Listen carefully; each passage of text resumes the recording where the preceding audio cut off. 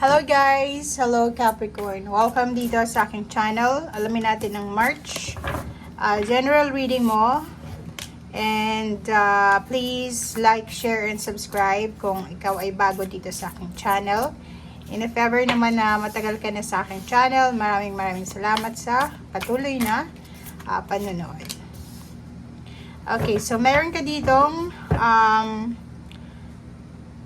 Three of Swords, the High Priestess and Magician. First three cards natin to, guys. Okay, first three cards mo is meron ka ditong Three of Swords and then High Priestess and Magician. Posibleng may mga Capricorn na medyo malulungkot kayo or meron kayong mga pinagdadaanan na hindi maganda sa inyong buhay. Okay? And sinasabi ng baraha sa'yo dito na if ever man na ang rason ng kalungkutan mo na yan is past or present or ano man na disappointments yan na hindi mo kontrolado, make sure na i-let go natin. Diba? So, kailangan mong makaalis sa kung ano man itong nararamdaman mo bago dumating yung Marso 2024. So, habang nanonood ka ngayon, since hindi pa siya Marso, bago pumasok yung March 2024, make sure na iwasan natin or hanapin natin yung contentment sa ating sarili, sa ating puso, Capricorn, para maibsan kung ano man ito na nararamdaman mong sadness or problema or disappointments. Okay?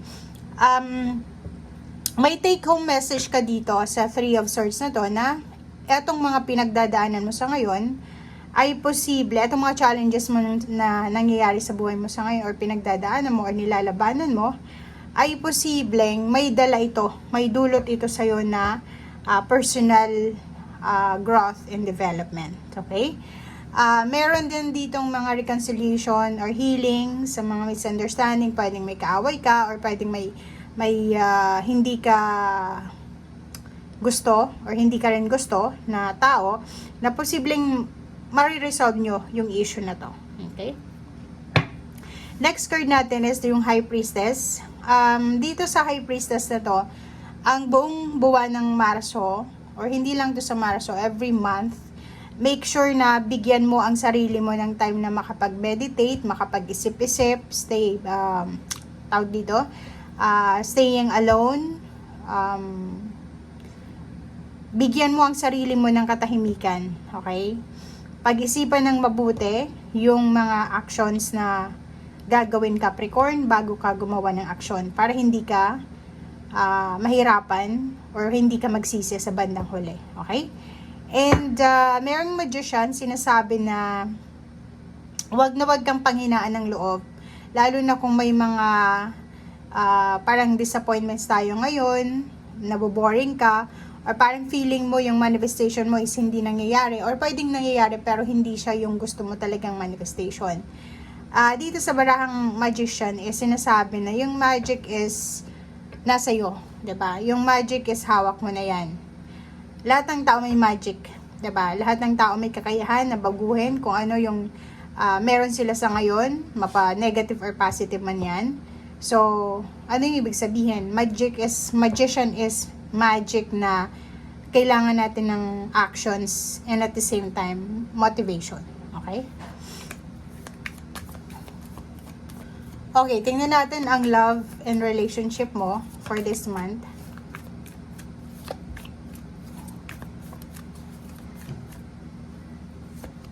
Okay, so kung makikita mo dito, may Ten of Pentacles and then Queen of Pentacles. Since Capricorn ka, nasa Earth Signs energy mo to.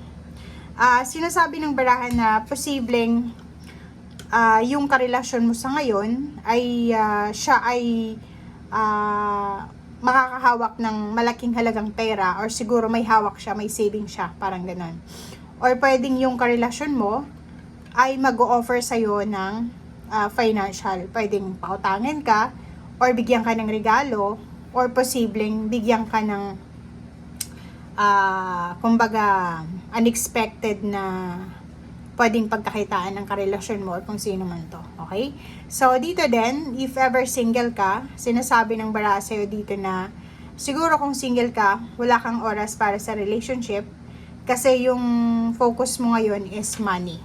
And if in a relationship ka naman, sinasabi ng baraha mo dito na nagtutulong-tulong kayo ng karelasyon mo na makuha yung financial stability. So, ibig sabihin, pareho kayo ng karelasyon mo ng mindset, plano na mag-save ng pera or mag-ipon ng pera.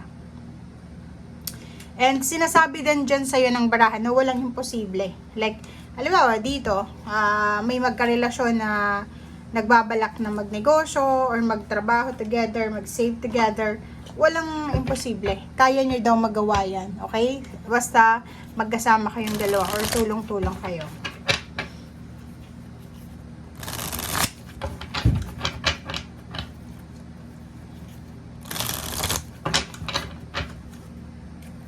Okay. Capricorn. Okay, Hangman. And Queen of Pentacles. So, double confirmation yung Queen of Pentacles. Sinasabi sa'yo dito, Capricorn ng baraha, na yung buwan ng Marso is hindi ito yung padalos-dalos na action. Okay? So, if ever man na may manifestation tayo, may plano tayo na tungkol sa pananalapi or sa pera, like yung investment, like may nag-ask sa'yo na pwede kang sumali sa mga investment or ganito ganyan, mag-iingat ka. Pwede mo munang i-pause siya, ihang mo muna ngayong March kasi posibleng ma-scam ka or maloko ka. So ngayon, pag-isipan muna natin, planuhin natin, lalo na sa usaping financial. Huwag tayong magpadalos-dalos. And at the same time, sa relationship, okay? If ever single ka or in a relationship ka, kailangan nating tingnan kung tama ba itong ginagawa natin? Nasa tamang direction ba tayo? Or mali ba itong actions na ginagawa natin? So, ang month na ito is puro lang siya planning and puro lang siya, anong tawag dito? Diskarte, strategizing siya. Okay? So, meron ditong mga pag-aaway. So, kung makikita mo dito, may healing sa misunderstanding. Pwedeng ikaw ay sangkot sa pag-aaway and posibleng magtapos ito sa buwan ng Marso. Pwedeng may endings or pwedeng mayroong reconciliation or mayroong posibleng hingi ng apology or sorry or kung ano man to na pwedeng mangyari sa misunderstanding. So, yun. Pwedeng may mag-offer ng apology. Pwedeng ikaw to na hihingi ka ng tawad or posibleng ikaw yung hihinga ng tawad ng taong ito. Okay? So, yan guys ang sinasabi ng baraha. Maraming salamat. Ito ay para sa lahat ng Capricorn. Bye, Capricorn!